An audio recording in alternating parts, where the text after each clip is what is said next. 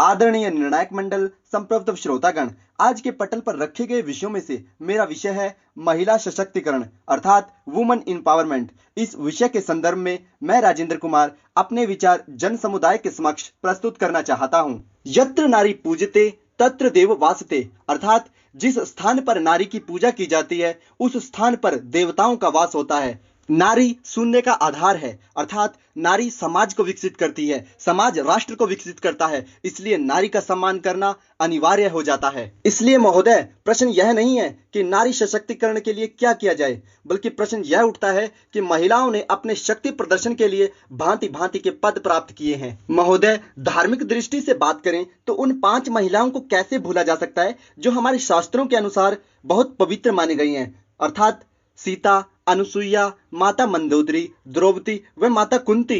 इन 5 कन्याओं के योगदान को महोदय विश्व कैसे भुला सकता है। इसके अलावा भारतीय समाज की पहली सुल्ताना रजिया सुल्तान, कंप्यूटर वुमेन नाम से प्रसिद्ध शकुंतला देवी व कल्पना चावला, सरोजिनी नायडू, इनको कौन नहीं जानता, समूचा विश्व जानता है। महोदय, मैं इन महिलाओं का नाम मानसिक पटल पर इसलिए रख रहा हूं ताकि अब सब लोगों को यह ज्ञात हो सके कि महिलाओं का विकास तो बहुत पहले से हो चुका है। इनके सशक्तिकरण की बात जो वर्तमान में हो रही है, इन्होंने इनका परिचय भूतकाल में ही दे दिया है। महिलाएं अपनी परीक्षाएं बहुत पहले से देती आ रही हैं और आज भी दे रही हैं। इसलिए मेरा मानना है कि हमें महिलाओं के सशक्तिकरण पर बल नहीं देना चाहिए, बल्कि उनकी भागीदारी को सुनिश्चित करने के लिए ही हमारा योगदान होना चाहिए। भारत के संदर्भ में यह बात और भी महत्वपूर्ण हो जाती है क्योंकि हमारे यहाँ पुरुष को ही मुख्य भूमिका के रूप में देखा जाता है। भारत में महिलाओं व पुरुषों में समान अनुपात लाने हेतु हमें महिलाओं की सुरक्षा, लिंग अनुपात व शिक्षा आदि जैसे ज्वलंत विषयों पर ध्यान केंद्रित करना होगा। महिलाओं की भागीदारी ही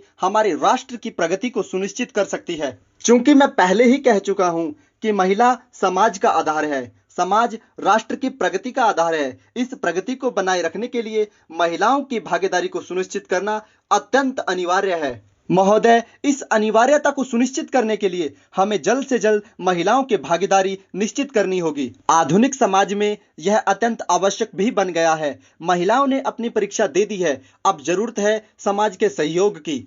मैं संपूर्ण विश्वास के साथ कह सकता हूं महोदय कि जिस दिन भारत में महिलाओं की भागीदारी सुनिश्चित हो गई, उस दिन दुनिया का कोई भी देश भारत को विश्व गुरु बनने से नहीं रोक सकता। महोदय, मैं जन समुदाय के समक्ष एक छोटी सी प्रार्थना करना चाहता हूं कि आप लोग महिलाओं के सशक्तिकरण पर बात न करें, क्योंकि महिलाएं भूतकाल से ही अपने शक्ति प्रदर्शन की परीक्षा देती आ रही हैं। यदि चर्चा करनी है तो समाज के सहयोग की चर्चा करें, यदि चर्चा करनी है तो महिलाओं के अधिकारों की चर्चा करें। अंत में मैं विषय के संदर्भ में इतना ही कहना चाहता हूं कि योगस्थः कुरु कर्माणि, योगस्थः कुरु कर्माणि संगम त्यक्त्वा धनंजया, सिद्ध सिद्धयो समो भूत्वा समत्वम योग उच्यते।